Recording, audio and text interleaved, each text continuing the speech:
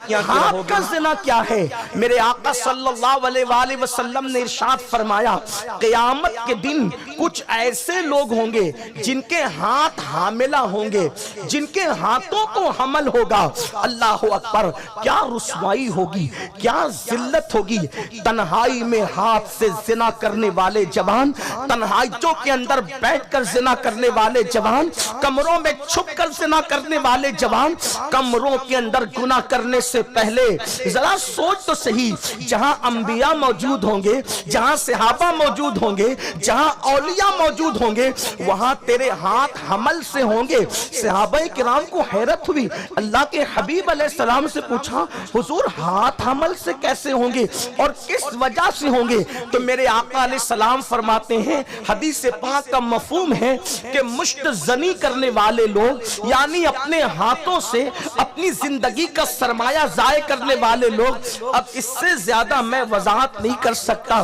Hand practice کرنے والے لوگ، ان کے ہاتھ زانی ہوں گے، ان کے ہاتھ حمل سے ہوں گے۔ اللہ اکبر، تھوڑی دیر کے لیے سوچو، اللہ اکبر، پیر باپو جیسے لوگ موجود ہوں، محبوب باپو جیسے لوگ موجود ہوں، ظہیر باپو جیسے لوگ موجود ہوں، دادا باپو جیسے لوگ موجود ہوں، اور کسی کی یہ کمپلین کی جائے کہ یہ مشت زنی کرتا ہے، اس کی شرمندگی کا عالم کیا ہوگا، اس کی رسوائی کا عالم کیا ہوگا۔ اللہ اکبر، اپنے پیروں کے سامنے شرمندہ ہونے سے ڈرنے والے، جب قدرت کے سامنے تیرے ہاتھ حاملہ کی شکل میں لائے جائیں گے،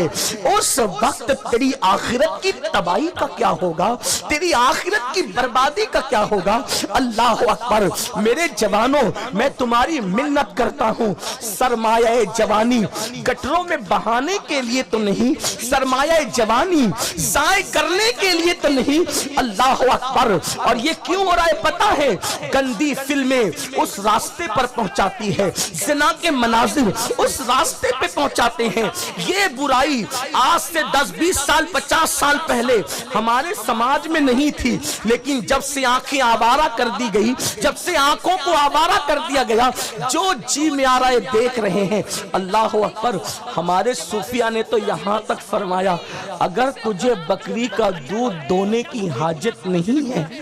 ہو سکے تو بکری کا دودھ، بکری کا تھن دیکھنے سے بھی بچ۔ اگر تجھے دودھ دونا نہیں ہے بکری کا، تو بکری کا تھن دیکھنے سے بھی بچ، یہ تقویٰ کے زیادہ قریب ہے۔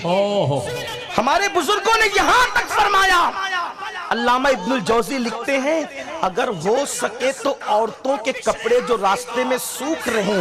ہیں ان کو بھی دیکھنے سے بچا کر،